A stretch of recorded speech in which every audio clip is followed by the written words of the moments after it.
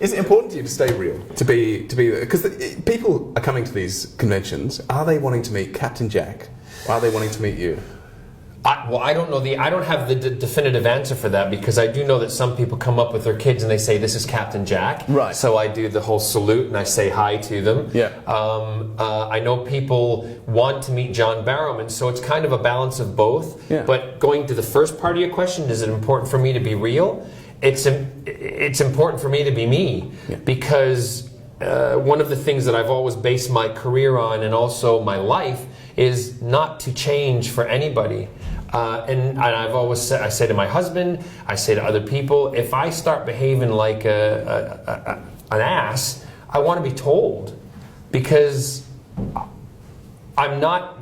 Just because you're on television doesn't make you any better or more privileged than somebody else. We do have, granted, a lot of great things happen, and you should appreciate it, but not take it for granted. Do you find that, when you get together with these other actors... I don't, though. Do you? No, I don't hang out with other actors. Okay. But at these conventions, in the green room, what happens? No, I don't go into the green room. My people, that sounds really actorish, doesn't it?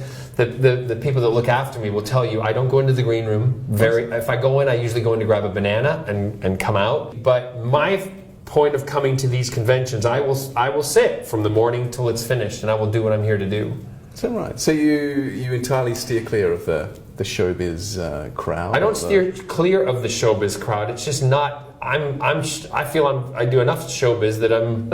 Their showbiz isn't sometimes my showbiz. Okay. So when you're at the convention, you don't seem to believe me. You kind of. I feel like you're not believing what I'm saying. Oh no, I absolutely believe you. Good. Yeah. Okay. Of course. I'm just maintaining my professional distance. Slightly querulous look. In terms of meeting the crowd, there are photos all over the internet of you groping the boobs and crotches of delighted fans. Absolutely. How did that get started? Well, when I do photo ops, some women, my photo ops I tag as anything goes. Okay. The only thing I don't ask people, I say I don't kiss, and I have a weird thing about people touching my face. That's it. You can do anything else you want. And I have women coming in and they'll say, "Can you hold my breasts?" And I'll say, "Okay, it's your photograph. You can do it. I'll do what you like." So I decided, because some of the guys were saying, "Well, what about us?" And I said, "Well, why don't we do it that if you want these pictures, you've already paid for the photograph. The con charges whatever they charge for a photograph." And I said, "If you do that, how about you put $1 in the hat outside, and I'll do, if the women want it, I'll do your boobs, and if the men want it, I'll grab your crotch, and then we split the money, and we give half of it to testicular cancer and half of it to breast cancer." And it went down a storm. And we made quite a good deal of money for the 2 cancer charities. Okay, so this is an ongoing thing. This is something that Melbourne audiences can... If Melbourne audiences, if they want to be groped? If they want to be groped, they can be groped. I'm not going to grope you without you asking, because that would be inappropriate. I can sense that. And you also have to be over 18. If you don't look over 18, we will ask you to provide your identification. Sensible. Yep. And there are about 5 other people in the room to make sure that that's done, and that's how it works.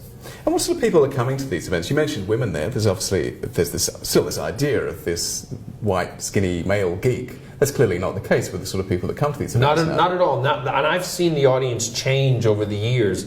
You have females, you have couples who are into the kind of genre together. You have families who sit and watch Doctor Who together. You have that's what, like you said, the skinny, tall, white male geek that comes. You also have the skinny, tall, black male geek. You have the Hispanic male geek. You have the different shapes and sizes in all walks of life who are coming. I even had the other day, when I was in Washington, D.C., a lot of the people who worked in the government coming in their suits at the end of the day. We stayed open till 8 o'clock, and they came at the end of the day. And also, we were invited to the White House, and when we went to the White House, 80%, would you say, Kelsey, 80% of the Secret Service were huge fans. Is that right? Oh yeah, and I have my photograph with every single one of them. Because they were all hot. That's why I did it. And Michelle Obama, if you've chosen all the Secret Service men, good on you. Should the Secret Service men be having their photo taken with They Captain are allowed. Jack? I did ask. They are allowed. Yes, Okay, good. and you have to get their permission, and they're fine. You see them on camera anyway, so it's no big deal. Well, it's great to hear that there is that passion from these proper military types for Captain Jack, because he's still something of a rarity in that he's an action hero who isn't your typical white straight man. Correct, and that's also, remember, there's not everybody in the military or in the armed forces are all straight, and we have I've met many people in the armed forces around the world from different armed forces of different countries, and they've all said we love Captain Jack for those reasons, because at that time we weren't allowed to say that we were gay and be open about it, and Captain Jack was someone we could live through, because it was also someone who he wasn't a stereotype. No, and he wasn't defined by his sexuality. He was defined by what he did for mankind and for the universe, and not for who he slept with. Although it was a big part of it. Are you aware, though, of the importance of Jack as a role model? Both? Absolutely. Yeah. Absolutely.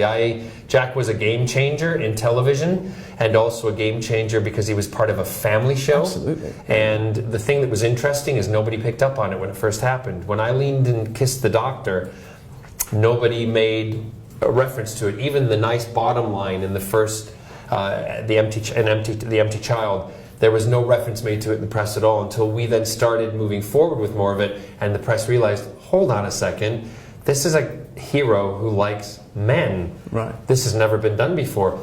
And the people who had, if there was any problem with it, the people who had the problem were the adults rather than the kids. Kids didn't care. No, absolutely not. Yeah. Isn't it great for kids to have that? Because I imagine there are lots of boys out there who are ready. And girls. Orientation. And girls. Well, it's not. I tend not to use the word their orientation, because that's like them picking up a book that they're getting used to. It's all right. No, I understand. Just it's who they are. Yeah. It's who they are as people. And there are girls and boys who are out there. There's transgender people who are out there that know exactly who they are. And what's interesting is those kids, when I first did Doctor Who, they're now coming into into parenthood themselves. So their attitudes are very, very different from their grandparents, who were their parents' parents at that time. God, that's frightening. Isn't they it? were kids. These are They now were kids of their own. Absolutely. Huh. And that's what's great is to meet them, but also. But you haven't aged today. Like Captain Jack. Sorry, barefaced. That's flattery. okay. Yeah. No, I should say that at the beginning of the interview. Trust me, I have. Thank you very much. I take that as a compliment. But there, in the morning when I get up, boy, I feel yes. All right. I know I've aged. You feel the years. Oh yes. There's been a lot of press lately on the split between traditional sort of conservative sci-fi fans and so-called, what's the term, social justice warriors. People who want sci-fi to depict issues or to push at boundaries. Have you been aware of this sort of? No, this is the first I've heard of it. Is that only here in Australia? No, it's mainly in the US with the Hugo Awards. There was. I didn't. Honestly, I didn't know. No, and I wasn't aware of that, because the sci-fi that I have been involved in, and the genre of, I call it, because Arrow is kind of fantasy sci-fi.